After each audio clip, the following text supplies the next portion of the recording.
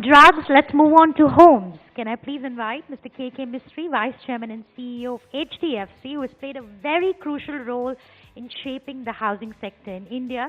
And of course, he's been one of the most prominent voices on affordable housing in India, which we all know is a distant reality right now. Mr. Keki Mistry. I joined HDFC 33 years ago, and I've over the years intermittently seen several periods of both high optimism and equally high pessimism in the economy. HDFC was established in 1977 as India's first retail housing finance company. Till that time, retail mortgage finance was unknown in India.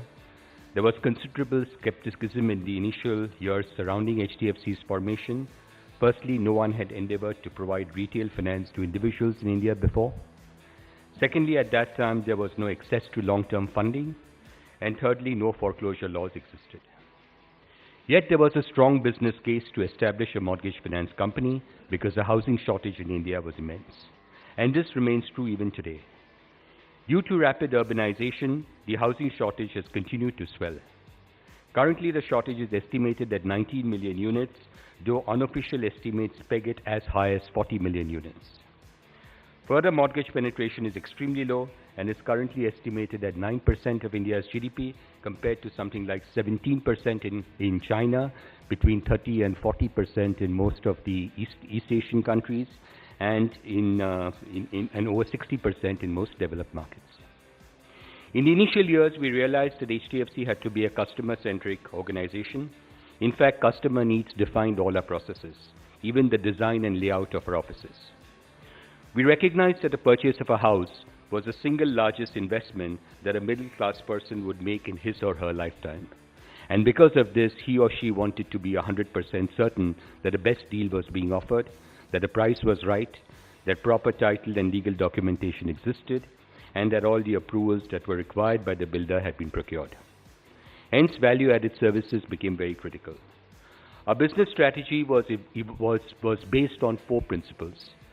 First and most important was feedback from customers in designing products and systems. Secondly, we believed that word of mouth was the best form of advertising and there was no need to spend large sums of money otherwise. Thirdly, we adopted a learning by doing philosophy as there was no model to emulate in India. And lastly, we invested a lot of time and resources in training our staff. Every single employee of HDFC, irrespective of his or her rank, had to go through at least one training program annually, and customer service was a key subject of discussion in the course of these programs.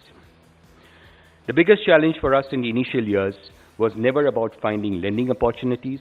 It was primarily about raising resources. Once the capital of rupees 10 crores had been fully used up, the challenge was in raising funds to support the disbursement needs. Banks and institutions were reluctant to lend us money as they were skeptical of our ability to recover the money that we had lent. We had a first real breakthrough when IFC, this is the International Finance Corporation, Washington, agreed to provide us with a $4 million loan. As it turned out, this was the costliest borrowing we ever ended up doing.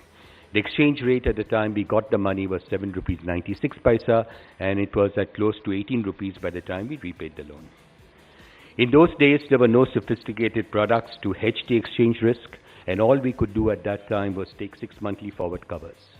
The loan ultimately ended up costing us something like 15%, but we had no regrets as it gave confidence to domestic institutions like the Life Insurance Corporation and Indian banks to start lending money to us.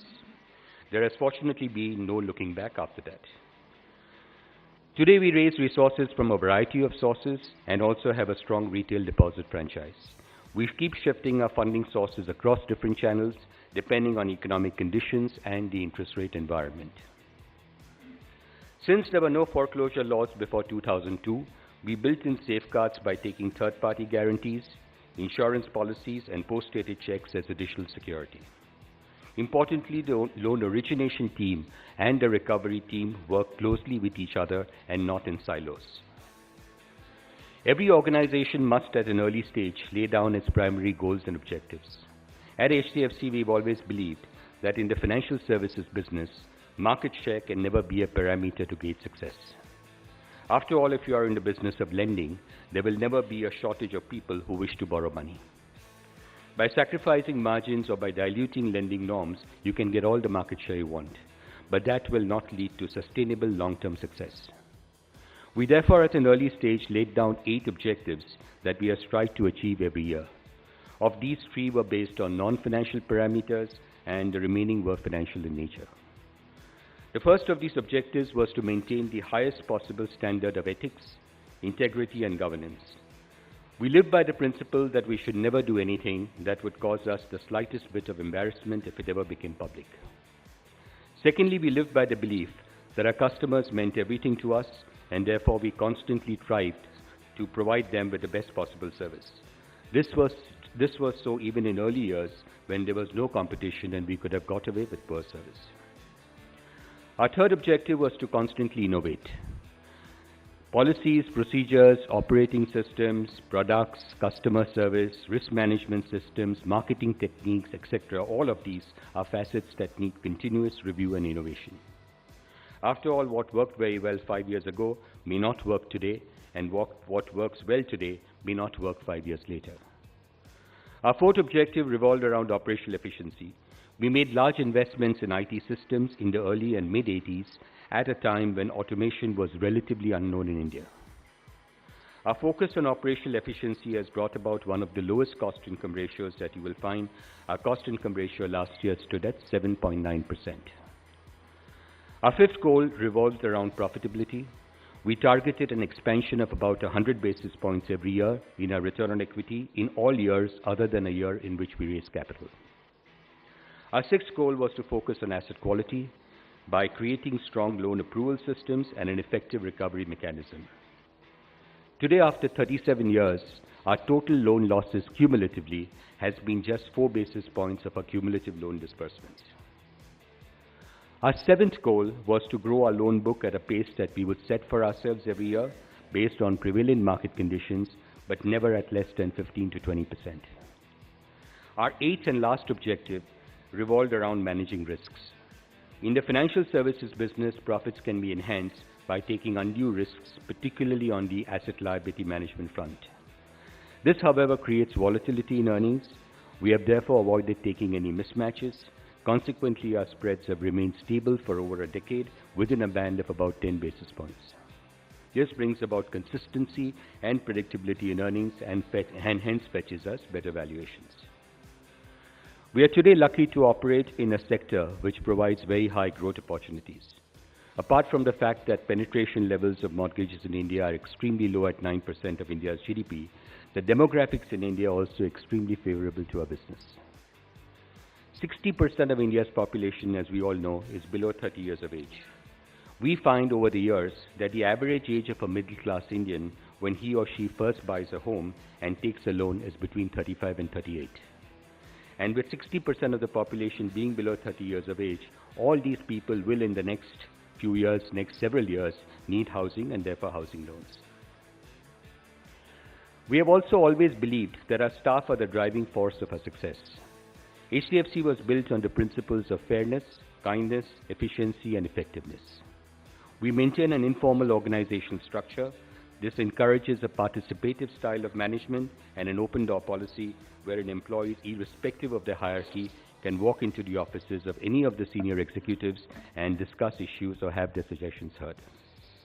This keeps the employees motivated, and we believe that only a happy employee can create a happy and satisfied customer.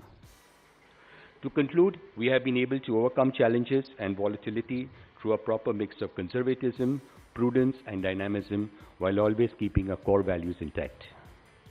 HDFC today has a market cap of over $30 billion and loans outstanding of over $35 billion. We have cumulatively financed over 5 million dwelling units, and these are spread across 2,400 towns and cities across the country. Our cumulative growth rate over the last 5 years has been well in excess of 20%. Also importantly, HDFC is also a holding company, having promoted a number of companies in the financial sector, thereby creating a financial conglomerate. I'm extremely proud to be part of a company that was once described in the business case study as an extraordinary company run for ordinary Indians by ordinary Indians. I would like to once again thank Business Today for inviting me to talk to all of you.